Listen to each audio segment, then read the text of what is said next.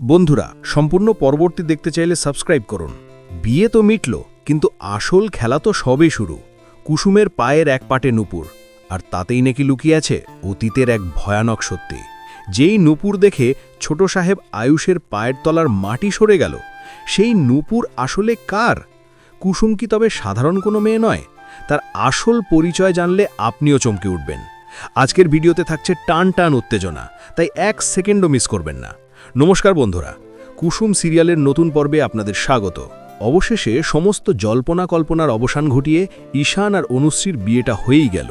আর এই শুভ কাজে কুসুম যেভাবে সবার পাশে ঢাল হয়ে দাঁড়িয়েছিল তা সত্যিই প্রশংসনীয়। কিন্তু আসল ঘটনাটা ঘটল ঠিক তারপরেই। রাত হয়ে যাওয়ায় কুসুম যখন বিদায় নিয়ে চলে যাচ্ছিল, ঠিক তখনই তার পা থেকে খসে পড়ল একটি নূপুর। আর সেই নূপুরটি কুড়িয়ে নিলেন স্বয়ং ছোট সাহেব আয়ুষ। নূপুরটি হাতে নিতেই আয়ুষের চুক কপালে উঠল।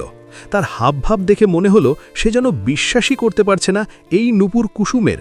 সে সরাসরি কুসুমকে প্রশ্ন করে বসল, এই বিশেষ নূপুর তুমি কোথায় পেলে? কে দিয়েছে তোমাকে?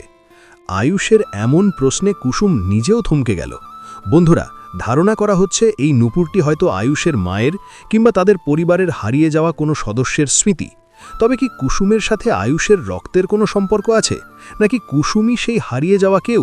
এই একটি নূপুর কি তবে কুসুমের আসল পরিচয় সবার সামনে এনে দেবে?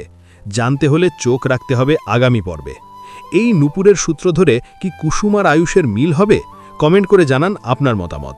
গল্পের মোড় এখন কোন দিকে যাবে তা জানতে আমাদের সাথেই থাকুন। ভিডিওটি ভালো লাগলে লাইক দিন এবং বন্ধুদের সাথে শেয়ার করুন। আর কুসুম সিরিয়ালের প্রতিটি আপডেট সবার আগে পেতে এক্ষুনি আমাদের চ্যানেলটি সাবস্ক্রাইব করে পাশের বেল আইকনটি বাজিয়ে দিন। দেখা হচ্ছে পরের ভিডিওতে। ততক্ষণ ভালো থাকুন, সুস্থ থাকুন। ধন্যবাদ।